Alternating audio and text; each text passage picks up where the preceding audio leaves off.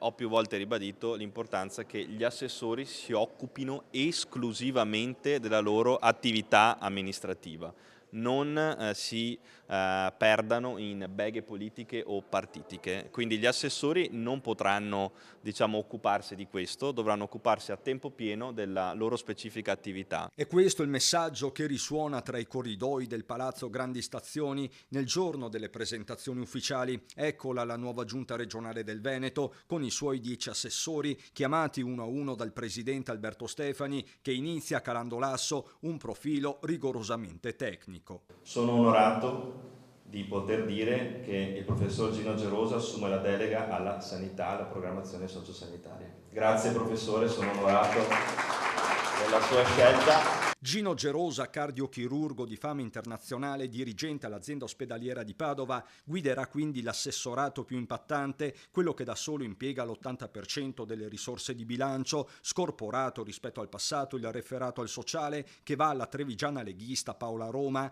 che avrà anche la delega allo sport e all'abitare. Sempre dalla Lega arriva Massimo Bitonci, nuovo assessore allo sviluppo economico, unico assente giustificato della giornata, che dovrà lasciare il posto di sottosegretario al Ministero del Made in Italy. L'altro leghista è il vicentino Marco Zecchinato, già sindaco Orgiano. A lui le delega all'urbanistica, enti locali, identità veneta. 5 posti in giunta confermati per Fratelli d'Italia, con il veneziano Luca Spavanetto che diventa il vice di Stefani. Il suo assessorato è pesantissimo, spaziando dal turismo al lavoro, materia quest'ultima che non sarà più della polesana Valeria Mantovan, che resta all'istruzione e alla formazione e si prende la cultura. A Diego Ruzza, già sindaco di Zevio, vanno trasporti e mobilità, mentre Filippo Giacinti, primo cittadino ad Albignasego, si occuperà di bilancio. Da Belluno arriva Dario Bond, anche per lui un super assessorato, agricoltura, caccia e terre alte con relativa gestione dei fondi comunitari derivanti. A rappresentare Forza Italia è la padovana Elisa Venturini, consigliere uscente, un passato da sindaco di Casalserugo, per lei protezione civile e ambiente.